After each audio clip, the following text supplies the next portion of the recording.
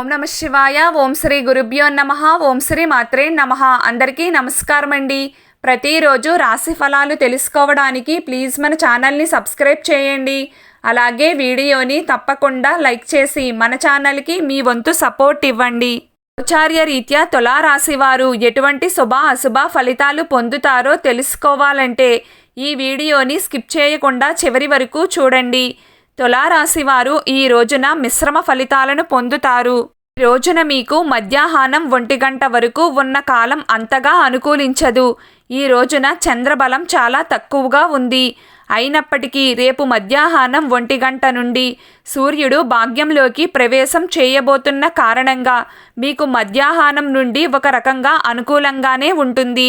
సాధారణ కార్యక్రమాలకు ఎటువంటి ఆటంకాలు ఉండవు. అయితే ఈ రోజున మీరు ఆర్థికపరమైన వ్యవహారాల్లో మాత్రం చాలా జాగ్రత్తగా ఉండాలి. ముఖ్యంగా వ్యాపారస్తులు చాలా అప్రమత్తంగా ఉండాలి. కిరాణా షాప్ల దగ్గర నుండి పెద్ద వ్యాపారవేత్తల వరకు ప్రతి ఒక్కరూ తప్పకుండా జాగ్రత్తలు తీసుకోవలసిందే. లావాదేవీలను 1-2 సార్లు సరిచేసుకోవాలి. క్రయ విక్రయాలు అంతగా కలిసి రాకపోవచ్చు. షేర్ల జోలికి అస్సలు వెళ్ళకండి. పెట్టుబడులకు దూరంగా ఉండడం కూడా మంచిదే అవుతుంది.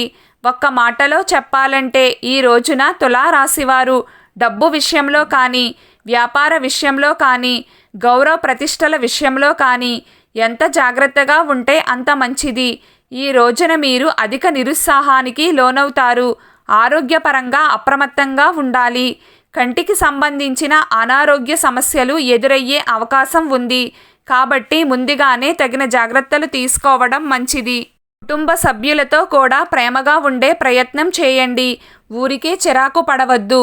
పని అవుతుంది అని నమ్మకం ఉంటేనే ఆ పని జోలికి వెళ్ళండి.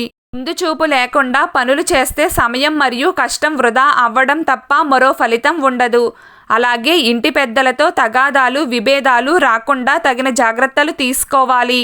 ఈ రోజున ఉన్న గ్రహచారం ప్రకారం పెళ్లి చూపులకు, అగ్రిమెంట్లకు, ఉద్యోగ ప్రయత్నాలకు, వైద్య సంప్రదింపులకు, వ్యాపారమైన చర్చలకు, కొనుగోళ్లకు, రుణ ప్రయత్నాలకు, అలాగే అమ్మకాలకు మరియు ఇతర సాధారణ కార్యక్రమాలకు కాలం చక్కగా అనుకూలిస్తుంది. కోర్టు సమస్యలు ఉన్నవారు ఈ రోజున సుదర్శన కవచ స్తోత్రాన్ని పారాయణం చేసుకుని ఆ సుదర్శనమూర్తిని యథాశక్తిగా పూజించండి.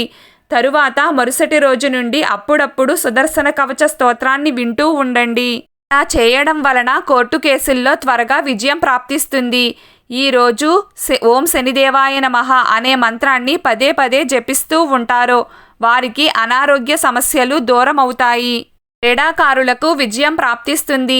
ఏదైనా శనివారం ఉదయాన్నే నిద్రలేచి చక్కగా స్నానం చేసి పూజా గదిని శుభ్రం చేసుకుని ఒక పసుపు ముద్దను తయారు చేసుకుని దానిని ఏదైనా ఒక ఆకుపై పెట్టి తరువాత ఆ పసుపు ముద్దకు 4 వైపులా దీపాలు పెట్టి అక్షింతలు, కుంకుమ మరియు పసుపు చల్లి ధూపం వేసుకోవాలి.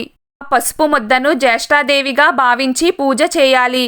దీపాలు కొండెక్కిన తరువాత పసుపు ముద్దను నీళ్లల్లో కలిపివేసి ఇల్లంతా చల్లుకోవాలి. మిగిలిన నీటిని ఏదైనా చెట్టుకు వేయండి. ఇలా చేస్తే మీకు పట్టిన దరిద్రం మొత్తం పోయి లక్ష్మీదేవి తలుపు తడుతుంది. అప్పుల బాధ దూరమై లోన్స్ రావాలంటే ఈరోజు సాయంత్రం వెంకటేశ్వర స్వామి ఆలయానికి వెళ్ళి స్వామివారిని దర్శించుకుని ఇంటికి వచ్చిన తరువాత శ్రీ వెంకటేశ్వర వజ్ర కవచ స్తోత్రాన్ని పారాయణం చేయండి. ఆలయానికి వెళ్ళే అవకాశం లేనివారు ఇంట్లోనే స్వామివారిని పూజించి వెంకటేశ్వర వజ్ర కవచాన్ని పారాయణం చేసుకోండి. అంతా శుభం కలుగుతుంది. ఈరోజు తులారాశివారి అదృష్ట సంఖ్య 3. ఈరోజు తులారాశివారి అదృష్ట రంగు ఎరుపు రంగు. ప్రతిరోజు మీకు ఇష్టమైన దైవారాధన చేస్తూ ఉండండి. అంతా శుభం కలుగుతుంది. ఈ వీడియో మీకు నచ్చినట్లయితే ప్లీజ్ లైక్ చేయడం మర్చిపోకండి. అలాగే ప్రతిరోజు రాశి ఫలాలు తెలుసుకోవడానికి మన ఛానల్ని సబ్స్క్రైబ్ చేయండి. నమస్కారం.